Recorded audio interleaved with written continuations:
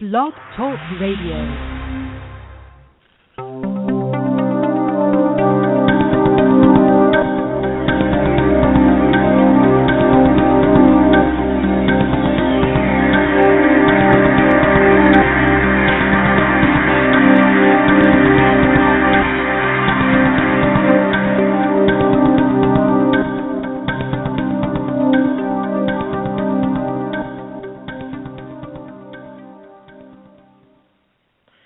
Good evening, listeners.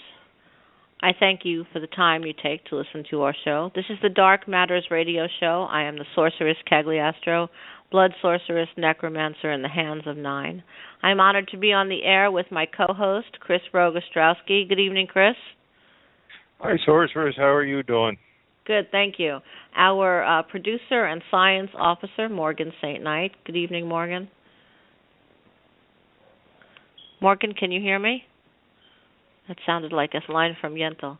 And he'll jump in. And Victor the voice Furman. I guess Morgan can hear me now. I guess. Yes, I can, yes. Yes, sorry. My mic was muted once again. That makes sense to those of us who are familiar with that particular film. So tonight the subject is protection. We thought about this, and the best way to address protection is we're going to do an hour-long segment this evening, and then next week go into more things about ritual from various paths, but for me specifically through sorcery, and most specifically because it's protection through blood sorcery, and expand it. And next week I will be offering a protection ritual live on the air. Most likely in the second half of the hour, because that's always when it feels comfortable. And that will be a more intense experience, and when one is interested in that kind of thing, you should check out our website, and there will be details as to what to have with you for that experience. But let me take a moment to talk about protection. What is protection? Is it something that we always do on the defense? Are those of us who are more cautious in life and look at what's around us and can hurt us, are we on the offensive about protection? Do we more often resort to protection or strategize for it to be in place so that when we move about, we are already protected?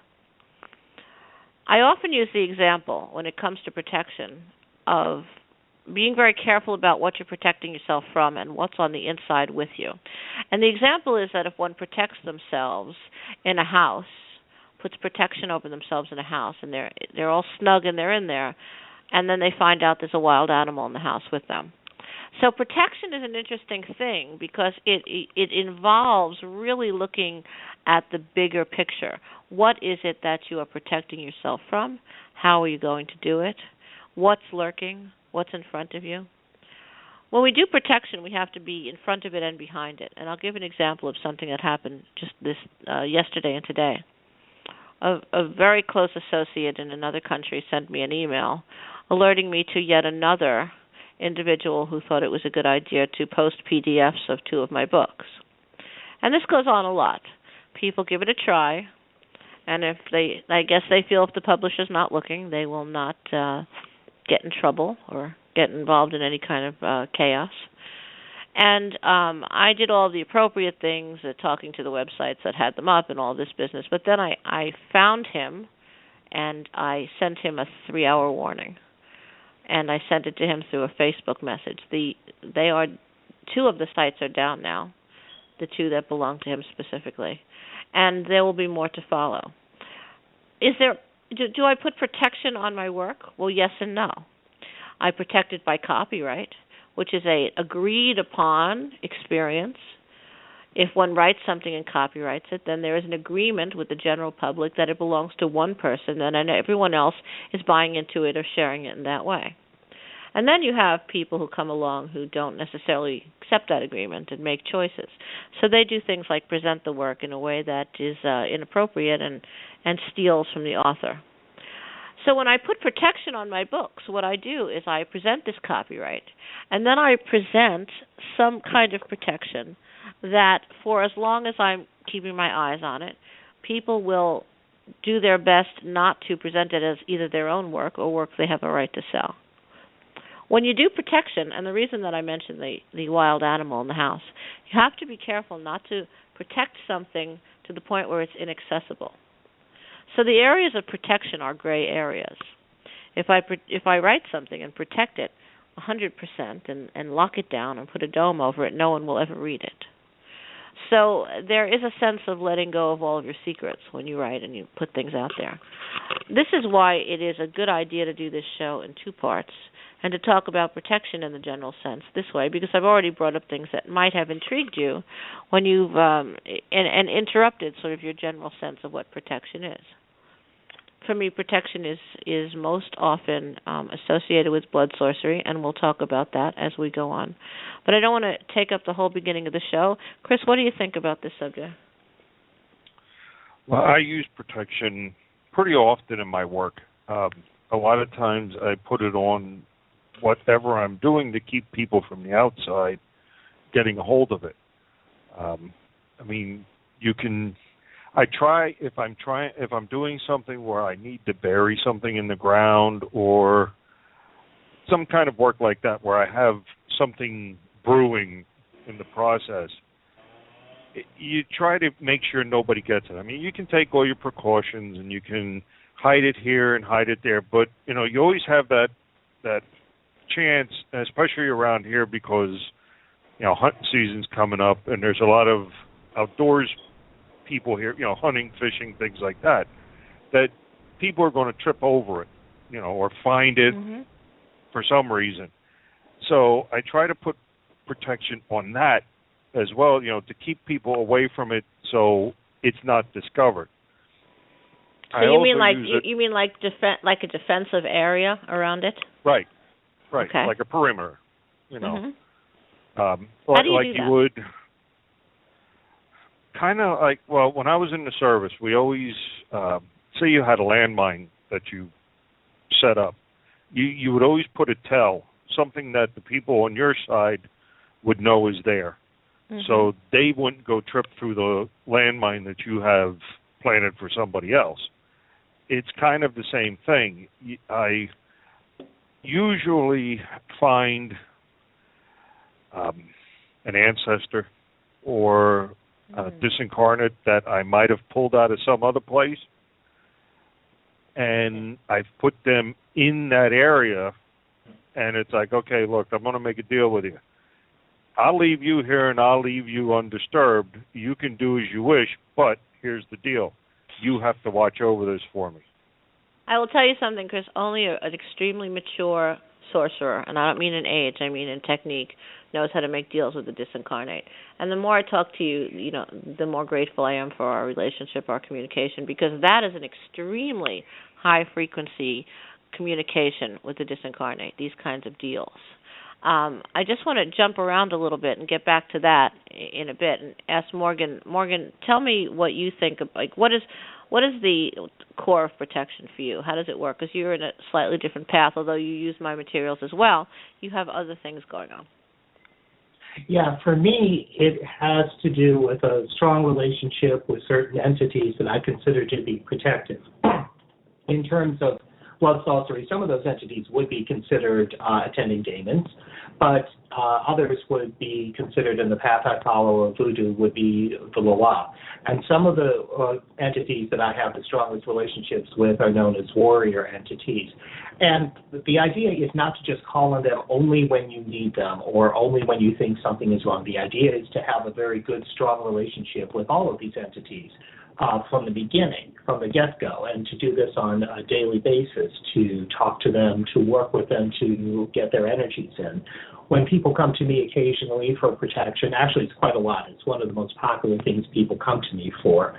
I tell them that you really do have to have some sort of work, whether it's a spiritual work or whether it's just some sort of self-empowerment work that you do on a daily basis. It's not good to let things get dusty on your altar if that's your bent to have an altar, and it's not good to it's not good to just put everything to the back of your mind until you think there is a problem And so having just a protection ritual, a protection amulet or talisman, or even something as extreme as what we call the gad in voodoo, which is where you make incisions on the person's flesh, not very deep incisions, but still incisions where you draw blood, and then you mix powdered herbs into this, and they're a special combination of herbs, and this is believed to imbue the person with protection that stays with them for an extended period of time. It's all about maintenance, Morgan. Yes, every exactly. relationship is about maintenance. If I called upon my attending demons only when I needed them, that would not be appropriate. They're with me all the time, There is an issue about what protection really is when it comes to these entities and to these demons. Sometimes people say to me, well, they didn't protect you 100%. And I say, no, they did, because I'm not dead. So that is really how it works for me. And I agree with you. Everyone's saying something really powerful tonight, and I agree with you that these maintenance issues are so important. Whatever if it's entities, whether it's a disincarnate, whether it's ancestors, demons, whatever it is that I want to say this to our listeners especially, that you do or that you involve yourself with, whether for protection or anything, maintain. Because nobody, even the disincarnate or demons, are in the best level of comfort, and by comfort I mean an understanding of the frequency between the two of you, when you don't talk to someone for a year and ask them for a favor. I just got a message from somebody who asked me to interpret. He's somebody I haven't seen in years who sent me a message and asked me to interpret some crazy dream, and I said, "Hello, how are you?" And that was all I said.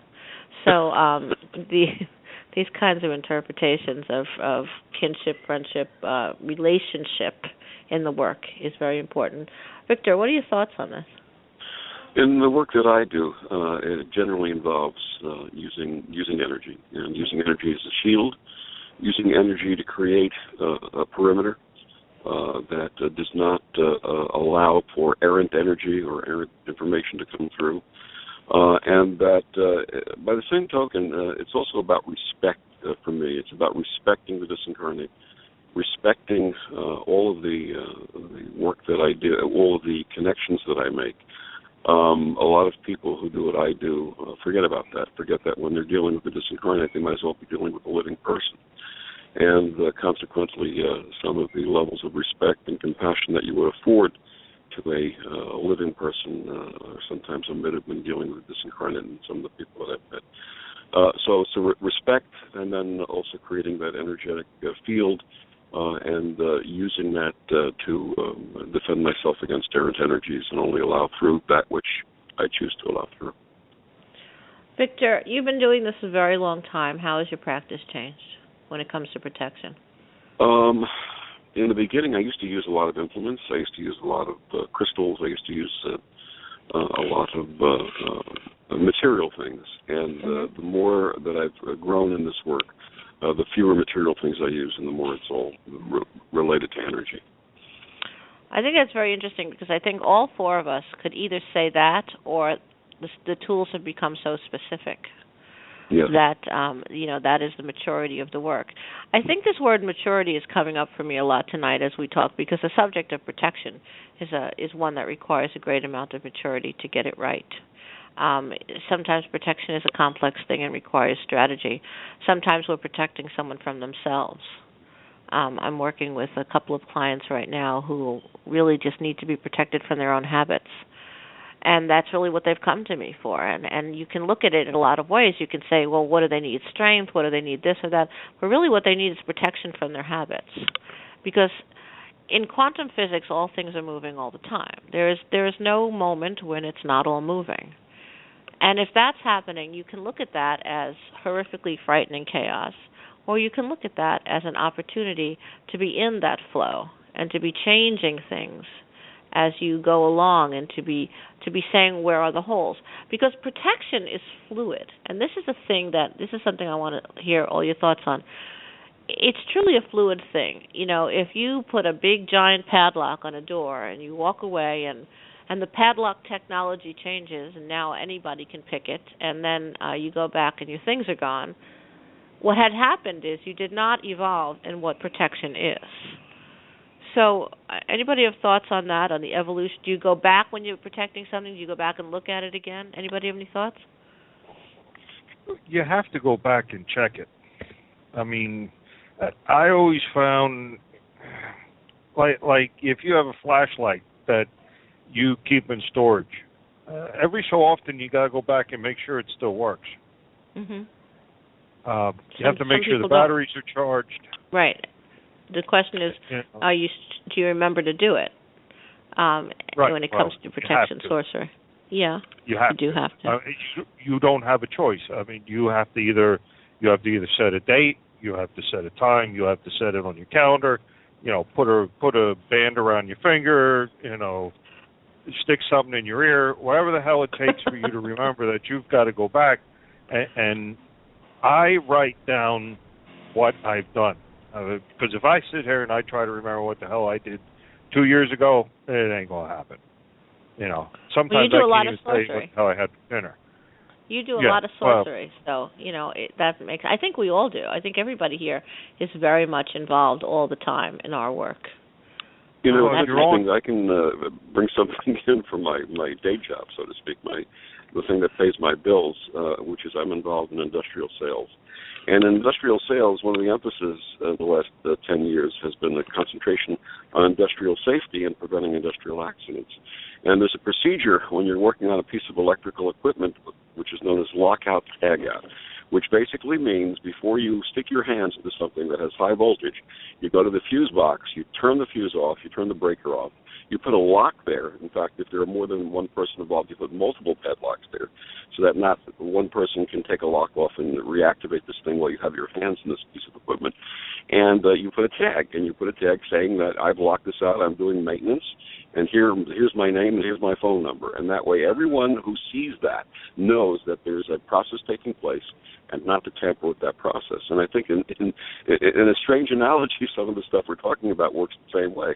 We're locking out and tagging out and making sure that those who should not trespass do not trespass where we were. Yeah, that is very much a correlation, very much a correlation. I absolutely agree. And there are clients and students and all kinds of people that I go back to and say, how is it going now? A year later, is it still intact? Because things change and you must make those adjustments. But maintenance, I'm sorry, I think I interrupted somebody. I was going to say, pretty much, I want somebody to know it's there. I mean, I want you to walk up on that and feel bad when you walk up to it, because I know you won't screw with it then. It isn't so much I want to warn you that something's there. I want you to feel bad. I want you to come up on there and not want to go back. Well, it's offensive and defensive protection. Right. I like offensive a little bit more because defensive, sometimes people ignore that. I mean, I've worked in an environment that lockout, tagout works great until everybody has a key and the other person decides to hell with it, we ain't going to look at it. So defensive doesn't work. You get guys out in the woods that have the load on and they don't care what the hell they do. So it's best to just make them that much more uncomfortable that they don't want to be anywhere near that. I want to throw a scenario out there. I had a client call about 2 weeks ago who was having what she thought were tremendously powerful nightmares. And her husband is in the military. And he came back and she started telling him the nightmares. And he said, wait, that's not a nightmare. That's how one of my relatives died. And what was happening is this relative was waking her up in the middle of the night and telling her the story, acting it out in some way. And this disincarnate relative. And she called me for protection. So this is an interesting thing because I didn't really know that protection is what was necessary, more so necromancy. Protection is often a byproduct of the other work that we do. And when that happens, one has to look at where that protection falls and hone it appropriately, because it is like stray electricity. It goes somewhere and something happens. So I'm throwing that out there. Any thoughts on that? Morgan, do you have any thoughts on that? Yeah, I think if people are involved in this, you gave the example of someone who is having strong nightmares. Those of us who are used to dealing with energy work on a regular basis can tell the difference when something is, just because it's perceived in our sleeping state, it's not always a dream. It's not always a product of our internal mind. There are often external influences, and we can sometimes tell the difference. Hopefully all of us who are involved in the show can tell the difference for the most part when it happens to us. But everyday people can't always do it. And it often gets confusing now, especially with the free access of information on the internet, and well, that's really probably the basic research tool that most people use. They might just jump ahead and think that they are going through something like night terrors, and then misinterpret it and seek all sorts of help from neurologists and sleep pathologists. I'm working with a young girl right now who is actually having the same thing, intense nightmares, but she was diagnosed, or I should say misdiagnosed, with night terrors. But that's not what is really happening with her, because all the things that they have tried to do to treat this have not worked. And it turns out that from my perspective, she is actually picking up on an energy that's flowing out there. It's not directed against her, but she still needs protection from it, because she's now enmeshed in this energy, and it's nothing deliberately hostile to her, but she still needs that protection. So this is another area where protection comes in. You're not always in the crosshairs of somebody. You just end up in the wrong circumstance, in the wrong situation. Well, that's a great comment, because what do you do when the protection is general? When you don't know exactly, like sometimes clients will say to me, something is wrong, and then we have to deconstruct that. And what I find that people have done often is they come to me after they've dabbled in invoking demons, or after they've done a little, homegrown necromancy in their local cemetery, and all of a sudden they're not living alone anymore. So that happens often. I get a lot of those emails. When that happens, I'm not going to necessarily try to figure out which 10 disincarnate they disturbed in their walk through the cemetery and whatever craziness that they did. But what I do is I shut down the portal. So protection in this sense is, in a way, reactive, because they're in a situation that they need help, but it still is proactive to a greater possibility of incoming danger. Does anybody have any experience with that sort of general thing? Because I think next week we're going to be talking about a lot of very specific things. I'm going to talk about who walks out of my house and what they walk out of my house with, and all of this kind of thing, and who's protected and who's not protected, and the case of the recent thing I'm about to do, which is remove protection from someone. I've had it on for a long time because I've had it with that individual's behavior. So, that's going to be an interesting thing. I'll talk about that. General protection like that, those kinds of portal closures, that kind of thing. Chris, you have any thoughts on that? Well, I talked before about, using an incarnate that I got. That's usually where I get them from, is somebody screwed up. Somebody played with something they shouldn't have played with, and now they call me in to, hey, can you help me with this? And once that gets open, I found that it's not that easy to close, because now it's been empowered, and as much as you try to get them from thinking about it, they still think about it being there. And that still keeps it, to them, it keeps it open. And the Chris, hardest you mean the part client? is getting... Chris, right, just to be client, clear, you mean the client is still thinking about it? Right. Okay. Right. Because no matter what I do, it's still that little bit in the back of their mind. Mm-hmm. They're always afraid. Once you get bitten by a dog, you always go back and think that the next dog is going to bite you too. So you got to get that taken care of. And the only way I found that I can do that is put some kind of protection and to leave behind some kind of token. You talked earlier about tools and things like that. I've found that if I give somebody a piece of hematite and tell them, this is going to keep that closed. Oh, okay. That helps. That you give them a manual trigger. Them. Right. That'll empower them to get that out of their mind. I use the boxes. I go back in time with the boxes, but not everybody does that. And Like some clients, they just don't get that. You know what I mean? That gets a little complicated for some people. Well, the boxes, when I use the boxes, I don't tell them I'm doing it. I just do it. It's my layer of sorcery on top of the protection. If they had, like, let's use this bitten by the dog example because that's a little clearer than being raising the disincarnate in a situation where they're attacking you or they're interested in talking to you. I will put the entire event before it happened and put the protection in there, and then they don't have that residual overhang. I mean, that's very high frequency sorcery, but that's when sorcery of protection involves one of the pillars that I use, and that is how I make it a non-memorable event for them, as if it never happened. It doesn't even mean that they don't have an actual memory of it. It means that they don't have a memory of the emotions of it. It's a very sort of tricky thing, but it works very well, and it really does serve this tool of protection, because in the beginning I said sometimes you're protecting people against themselves, and you really brought it up as to what that is. I mean, your examples of that were really, really clear.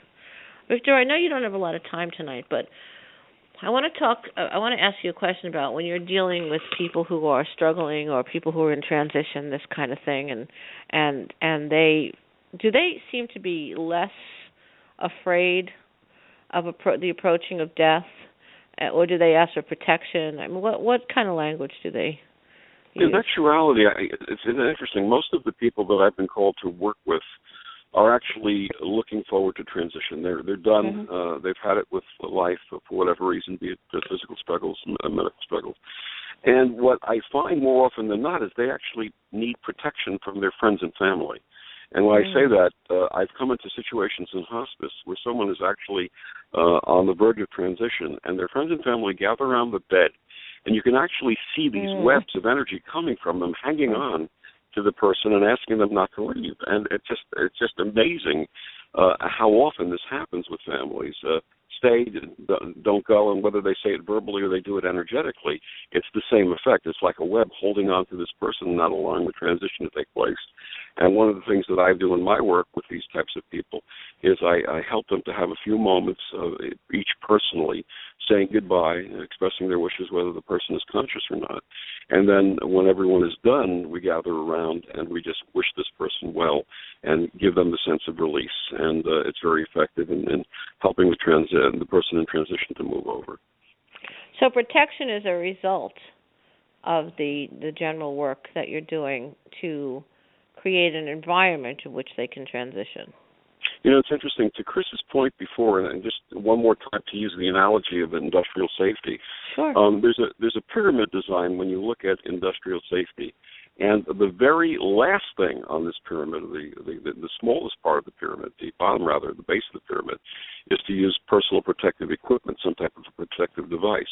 The offensive end of it, which is the beginning, is to redesign or re-engineer the process to eliminate the hazard to begin with. So rather than say there's a hazard here, let's just do something to protect against the hazard. Let's say it's a respiratory hazard.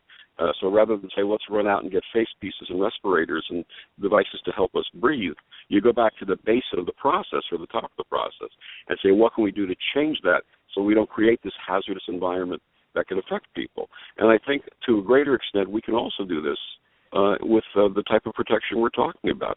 Change the base process, change what's around so that you don't actually have to put any type of additional protection on down the line. Obviously, if it's mandated, it's mandated. But I think looking at it from that standpoint, looking at it from it in reverse, may be as effective as looking from it at the point where things have fallen apart and having to put the protection in place. Victor, that's why I teach. That's why I teach. Hang on one second, Chris. I don't mean to interrupt you, but I just want to respond. That's why I teach, because it seemed to me that the materials, people were really interested in utilizing the materials, but that the problem was that they are, in black and white, and there's only so much of them. My reason for teaching was to change the initial problem, which was how can we do this right? Yes. So in that sense, there is a payoff that what happens is people can become protected in the way that they need to by the appropriate use of the sorcery. I'm sorry, Chris, I didn't mean to interrupt you. Go ahead. That's all right. I was thinking, too, it's kind of hard to take people's they're questioning away. I mean, everybody's got some kind of, let's check this out. I mean, that's part of what we are as being as human. I mean, we're explorers. That's how we learn. We question everything, and to keep people out of haunted houses would put a big industry out of the market. I mean, that's what they do. I mean, they especially in this month in the places they shouldn't be. You know what I mean? Yeah, well, it is more realistic than people think it is. You're right about that. Morgan, do we have any questions in the chat room? We do indeed. There was a comment from Darren who mentions that invisibility is also a form of protection. We had a whole show on invisibility a couple weeks ago because, of course, if you can't see the target, you can't really attack the target. Yes, that's absolutely true. One of my other students had told me about a situation where he was running through a crowd to get somewhere about a week ago and used the techniques of invisibility. And people were sort of stumbling over each other. I don't know what was going on. I didn't hear the whole story. But that he just quite swiftly got through things and wasn't bumped into, wasn't injured, wasn't trampled like other people were. So in that sense, yes, absolutely. Invisibility, that is really why we do it. There's a lot of reasons for invisibility, but protecting ourselves against the obvious element is the number one reason to do it. Absolutely. Anything else, Morgan? Those are the only comments, but I think this tying into that might be a good time for me to briefly discuss a little bit of the science I'm going to go into more in depth next week with this. Great. And that is using the Heisenberg uncertainty principle, which is one of my favorite aspects of physics. And it means basically that at a quantum level, but also to a degree on every level, because we are all energy and we are all working on a very large quantum level, if we think about it, you can never really know for sure exactly where something is. If people remember the models of atoms that we were taught in high school, you have the nucleus, and then you have what's called the electron shell, all the electrons flowing around the nucleus of the atom. Well, you can't really ever know for sure where an electron is supposed to be. We have an idea of where its orbit is. It's a proportion in relation to the atom based on which electron level it's at. And there could be many, many different levels of electrons circling one atomic nucleus. But you never know in that specific orbit where the electron is. So much like invisibility, okay, if you can't see the target, you can't hit it. If you don't know for sure where the target is, it's also very, very hard to hit it. There's one point where the Heisenberg uncertainty principle breaks down and you actually can find the target. And I'd like to talk about that a little more next week just to give people an idea, because protection is a two-sided thing in my world. You understand protection, how to protect yourself, but if you understand those principles, you also know how to go on the attack when you need to. So that's something I would like to bring up next week if we have time during our discussions. Well, we'll make time. This is important stuff. It's really important stuff. I'm a big fan of the whole Heisenberg principle and study and that idea about movement and target. Striking the target is really my thing. When we talk about protection sorcery, people often say to me, well, how can you do it 1,000 miles away? Don't I have to sit in front of you?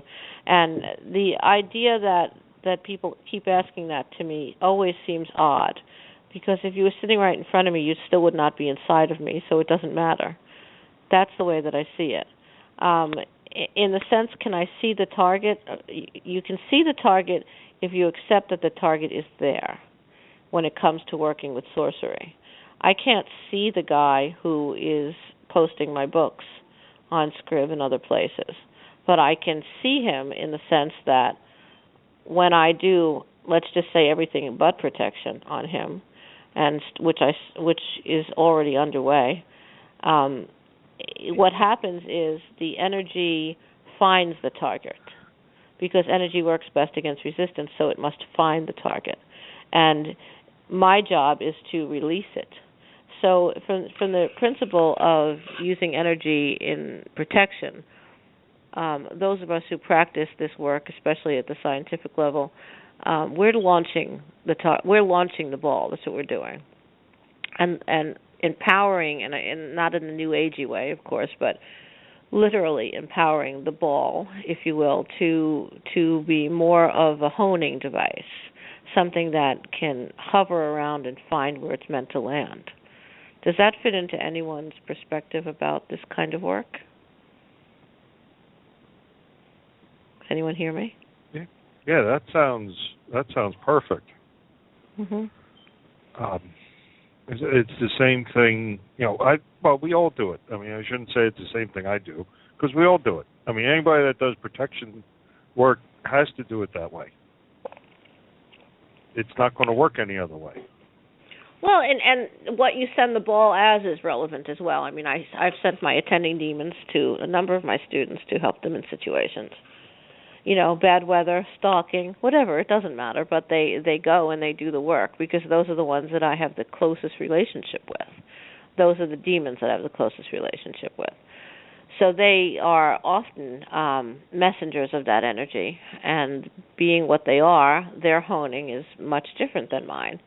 So there is a camaraderie in the work, and it's the same with the disincarnate. They can be used in protection in an extraordinary way.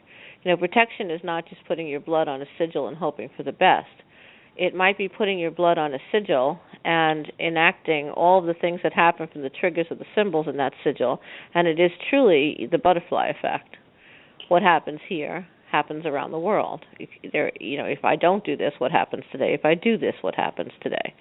And, Morgan, I just want to note that now next week I also want to talk about protection and the butterfly effect. So okay, perfect. We can do that. Yeah, let's throw that in. Victor, I know you have to go soon, so I don't want to miss any of your thoughts. Actually, we're going to broach a question, and I think this may be broaching the bigger subject, which is coming up in the next week or the week after. But being a novice to blood sorcery, as you know I am, and as I'm looking forward to learning from you, but just knowing about blood per se, and blood being the body's first line of defense and protection, in terms of when you have a wound and the blood coming, number one, to stop the flow, the escaping of blood, number two, to fight infection. Blood is a defense. Is that part of what we're going to be talking about in the next week or so? Well, that's absolutely true, and thank you for that, because a thing is what it is. And that's very important to remember when you're doing sorcery. I'm not a user of crystals and all sorts of things like that. For me, I'm using specific energies, mostly based in blood and magnets. So I have this very focused idea of what works for me, and that is what I use, and that's what I share with others, and those techniques. But blood is exactly what you're saying. It is the warrior. It is the protector. It is the life force. So when you release it and use it in sorcery, what happens is there's an extreme change, and this is why I'm saying it's a butterfly effect. There's an extreme change. If I cut myself, intentionally or otherwise, sitting here in America, there is definitely an effect of that somewhere else. And if I know that, if I have a strong understanding of that principle, then it behooves me to be able to use it appropriately. And that's really what long-distance sorcery is. It's just pushing that little bit of energy. When we talk about protection, we use the language, I'm sending you protection. Of course, we use that language. So when one sends someone something, they first have to acquire it. And that's not what's happening. What's happening is, just like when we do the iron ring, we're not pushing, we're not grabbing energy and holding on to it and saying, I've got this now. Let me transform this into a thing that you can use. When I say we're launching the ball, we're just pushing the energy that's already there and using it like dominoes. So it goes from here to there. And that's how the target is struck. That's how the protection is sent, per se, is that I have an idea in my head, and all thoughts, ideas, and intentions have weight, so they push on that domino. When that last domino gets down on somebody's floor in San Francisco who needs protection, then that's how it's been sent. It's no different than a phone call. And I thank you for that, and I'm going to say good night. I have to leave at this point. Have a wonderful remainder of the show, and I look forward to next week. Thank you, Victor. Thanks for jumping in. I appreciate it. Take care now. Good night. Any thoughts on that, guys? Is everyone still on the air? Yep, we're here. Yeah. Oh, okay. I couldn't really tell. I'm sorry, I was typing in the chat room during part of that, so I missed part of the conversation. I will tell you that during this show I have gotten 2 emails to the mailing list saying I'm listening to the show live, and please add me to the mailing list. So that is a very interesting kind of live experience of that going on. It's kind of wonderful. Also, is anybody hearing a phone ring? Yeah. Yes, I do. Welcome to Verizon Wireless. The wireless customer you called is not available at this time. Please try your call again later. Announcement 1, switch to 2-2. That's pretty funny. that must be Welcome Victor. to Verizon Wireless. Yeah. The wireless customer you called is not available at That's this time. Can Please you try drop your him call and again drop the later. caller? Announcement Yeah, 1, let me get that off. switch to 2-2. Yeah. Talk about the There we transfer of are. energy. Yeah, he was supposed to automatically disconnect, and he didn't. Okay. But then now he is. Whoops. There we are.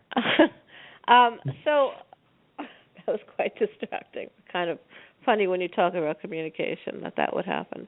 I guess it didn't want to let go. We're talking about extending the energy patterns. I guess that call didn't want to be dropped. Anybody else want to pick it up? I know that we have about 20 minutes. Is there anything going on in the chat room that you want to talk about, Morgan? There is indeed. That's what I was preoccupied with. I was talking with Darren about people not necessarily, when they come to us for protection, they have an idea of where they think it's coming from. Or they may not know entirely. They may be totally in the dark as to where it's coming from. Those are 2 extremes that I deal with all the time. And what I say is I want the client to tell me everything at a certain point in that initial consultation, but I always do a cold reading first to see everything I can pick up. And then I ask the client to explain to me what's going on from their perspective so I can see where the parallels are and where the differences are. Because the attack, or if it is an attack, or just the dissonant, chaotic energy that they may have stepped into could be coming from an entirely unusual or unthought of source that they would never have pinpointed. And they may be blaming a certain person. Very often they will just blame the relative that they hate the most. And this person could have absolutely nothing to do with any of these practices, but if you give the client the opportunity to point the finger at them, well, you might as well be back in Salem during the witch trials. Oh, that's the person to do it. But I think it's very important that we as practitioners, and anybody who even thinks they're under attack, if they want to do some self-diagnosis, take a very objective look at what might realistically be going on, and not let fear prey into it and not let preconceptions prey into it. Right. As little information as possible up front. That's always my requirement, no matter what the problem is. If somebody says they want a consultation with me, I ask them one question. Do you want a consultation about studying sorcery or other? That's it. I don't want to know anything else. And if it's about studying sorcery, then that's fine. We can talk about that. But if it's other, I don't want to know anything until I have that connection with them in that moment. And that period of time set apart, aside for that consultation. And that's an interesting thing, too, because when I schedule people, I do it in such a way so that I know that hour belongs to that person. So I'm tuned in to that hour, to that person. And it's different than just sort of a random thing. You know, it's not like you have a table on the side of the road and you're a card reader and people come up to you. It's not that kind of thing. It's for me, it's a much more focused thing. Often before consultation, I will just take notes because I already have an idea of what it's going to be about because I've set that time aside for them and it's already coming in. So that is the best way for me to avoid their preconceptions. Okay. There is one other question in the chat room that just popped. Double-sided thing I was talking about, protection and attack. And the question is, when you leave yourself open when you attack someone, if that was your intent, you leave yourself open to counterattack. Is there a form of protection that would be perfect for that type of situation? I think that's a good question because basically you're establishing an energy connection with your target in any of these practices. And if that knows what they're doing or has someone in their sphere of influence who knows what they're doing, they can use that connection to send feedback to you, to, in other words, a counterattack, send it directly along that same connection. So I'd like to ask both of you what you think about that. Is there something that you would do in those circumstances when you are on the offensive to ensure that a counterattack is neutralized? Well, I always do it that way. Yes, there is. And you know what? Let's put it in our notes to talk about a ritual for that next week, because I don't attack anything without putting that in place. Not only do I put it in place a way for that energy not to be reversed or not to be pushed back on me, but that anybody who makes an effort to do so has a secondary effect from my work. So, for example, someone who is, like we talked about earlier, about stealing my books and putting them online so that they can be either sold by someone else or just downloaded. This person will, when I open this activity that I'm going to do on him, that I've already begun doing on him, what I did was I created it as a funnel in a way where it comes big from me and hits him so exacting that there's no recourse. There's no way to turn it around. I also allow for my work to shatter at that end, and you cannot pick up the pieces and utilize it. There is no open energy stream between myself and the person that is under attack when I need to put someone under attack. So that is, I guess, a different way of working that people are not used to talking about. So we can definitely talk about that. Chris, do you do that at all?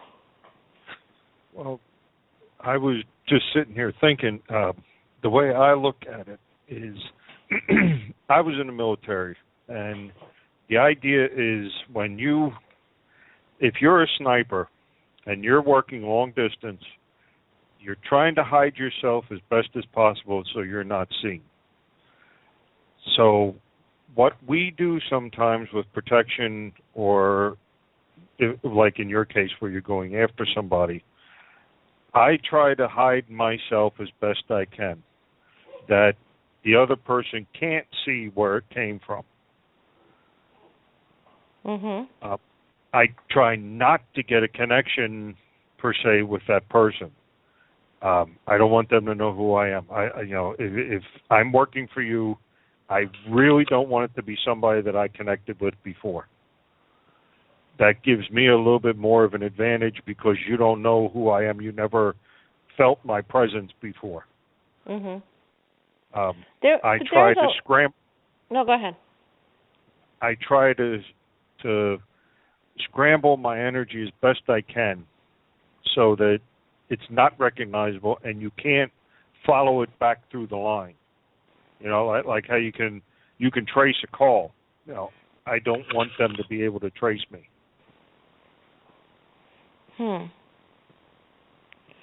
Well, that is a brilliant way to work, because working in not being able to be traced and all of that sort of thing is very, very useful. And this brings us to dark matter. When you work in this extraordinarily powerful energy of dark matter, you're working in the dark, in chaos. And just because I sometimes feel the need to say it, when I'm talking about dark, it's not good or evil, it's just dark matter. It's the 70% nobody knows anything about. But we know that it's there, and it is exactly what we want to be. We know that it's there, no one can see it, no one can define it, and nobody can fight with it. And that is, from the point of view of being a sorcerer, that is exactly what it is that you want to create, is to not be able to be seen, and so no one can engage in a battle with you. It doesn't mean people don't do things that require you to engage in a battle with them to make them stop. But if you can remain the absolute essence of dark matter, then you are, in fact, in the power position. And that's very much similar to what you're doing. I just want to comment, because I heard a voice on the phone after Victor left. And just so that the listeners know, the team on the air communicates with each other throughout the show if we need to. We have a method in which to do that. And what I heard was, the voice that I heard said, "Take my hands," and then there was a pause, "hands," and then another pause, and then the whisper of the word "hands." And so I know that Morgan didn't hear it and Chris didn't hear it. They heard something, but they didn't hear exactly that. So I'm curious as to whether any of the listeners heard it. So if anybody did hear it, I'm interested in what they had to say. There's been a lot of energy, extreme energy spikes in my life since this last piece of work that I did that I've talked about, this exorcism. So I find it very interesting what's coming through now, more powerfully than before. I thought that I could see all the disincarnate that I could see, but I can tell you in the last 2 days it has been a pressure cooker of them in my home and just everywhere for me, even while driving and that sort of thing. So if anybody else heard that, I'd be very interested to know what you felt and what you thought. So I'm just going to leave that at that. Anybody? Okay. Yes, we actually are getting some comments from the listeners. Darren says he heard a gruff voice speaking twice, but wasn't able to make out what he was saying. And I think it's interesting that here we are, we're not doing ritual, we're not engaged, or at least I'll just speak for myself, I'm not doing ritual right now. So just discussing these matters, just discussing them puts that energy out there that actually opens up these portals, even if it's only a little bit. Things start coming through. The power of words, the weight of thought that we talk about on the show so much is really there. It really exists, and this is one proof of it, that even if you're not doing what people would psychologically consider to be a specific ritual, even the discussion of it opens the door for a lot of interesting things to happen. That's true. Yeah, but we are in a constant state of that, though. The level that we work on, we're constantly like that. We're not. You're not talking to people that have to go into a ritual in order to work how they work. We are supposed to be able to do this at a split second. This is, you stop the dog from attacking. You stop the guy from attacking you with a knife. You stop the spirits when you walk into the house. This is the level that we work on, so it's not surprising that things happen around us all the time. I told the sorceress the one night, I was walking out of my bathroom, and there was a little kid charging up the hall at me. Anybody else you would probably be sitting in a corner somewhere screaming yet, but it's like, oh, okay, who the hell are you? And what are you doing here? This is all, our level of energy is different than everybody else's. That's absolutely right. There was only one moment that I can remember in the last, 5 years, I'm just going to use that parameter, of dealing with the disincarnate when I wasn't sure what to do. I think I've talked about it. It's when I first got to Massachusetts. I was sitting on my bed, and a very big, strong woman came charging at me. And for 1 second, I didn't know if she was alive or disincarnate. So I didn't know if I needed to use the defensive tactic of what I would do with sorcery to defend myself physically, or what I should do, or if what I was dealing with was a disincarnate. So I had to spend this moment trying to decipher, and then I realized she was in fact disincarnate. But it's in that split second where I had to decide which defensive mechanism to use, which way to protect myself. That was so important and so valuable. I'm hearing that voice again. Is anybody else hearing it? I'm not picking anything up from my end. Let me pump my output volume a little bit, but I don't hear anything. Okay, this time she said, I'm dancing, but then too close to the wall.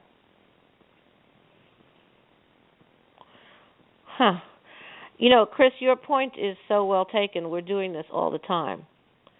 And, when how it is when I'm teaching and we're talking about demons, no matter what software I use, there is always stuff going on.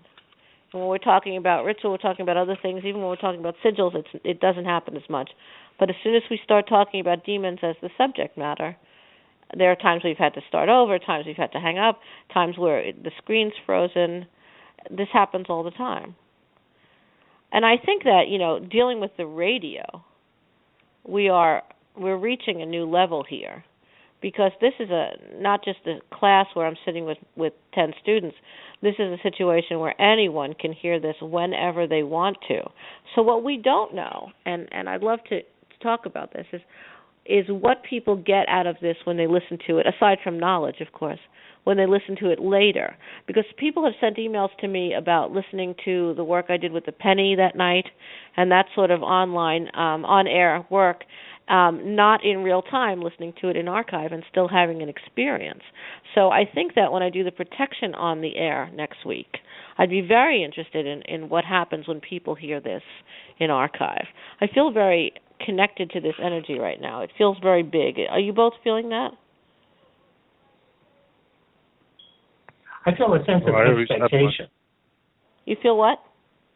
A sense of expectation. I feel something, it's almost like something is about to happen from my perspective. I feel it there, and I haven't directly connected with it yet, but it's definitely within my field. Yeah. What are you feeling, Chris?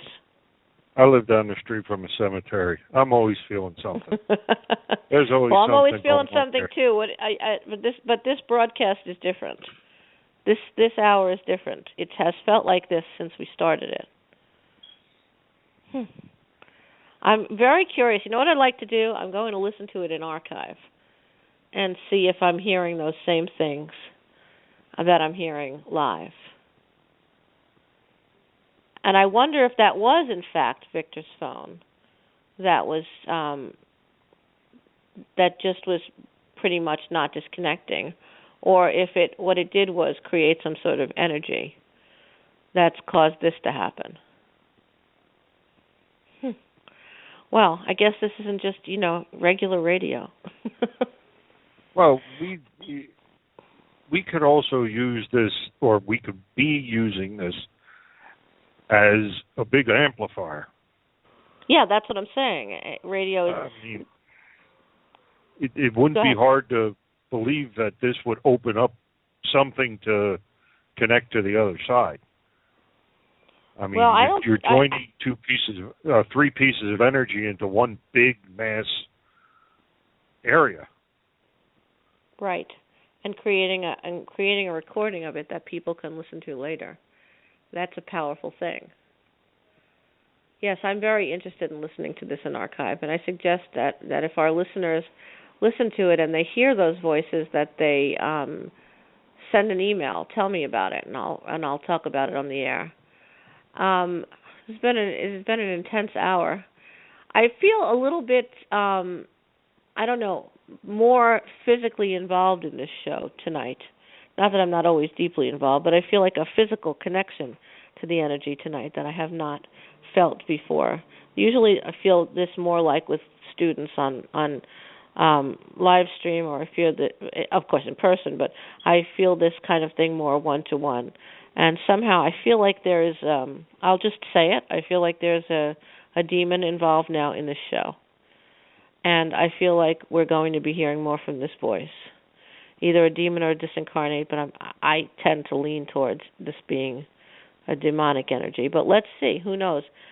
Wouldn't that be interesting, my on-air associates, if something joins us on the air? Yes, and especially if it was created from the energy that we are putting forth every episode. If it was something new, that it just spontaneously arose from this. Yes, and came to join us. I feel like there'll be more of this moving forward. Well, I'm only going to be able to be on the air for an hour tonight. So, and do either of you have anything that you want to add before I do just a moment of closing thoughts? Everybody good? Yep.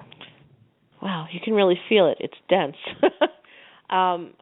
Next week we will be continuing with protection in a broader gaze, talking about ritual and talking about technique, essentially, a little bit more than tonight, and the science of the thing. And I think Victor will be back with us as well.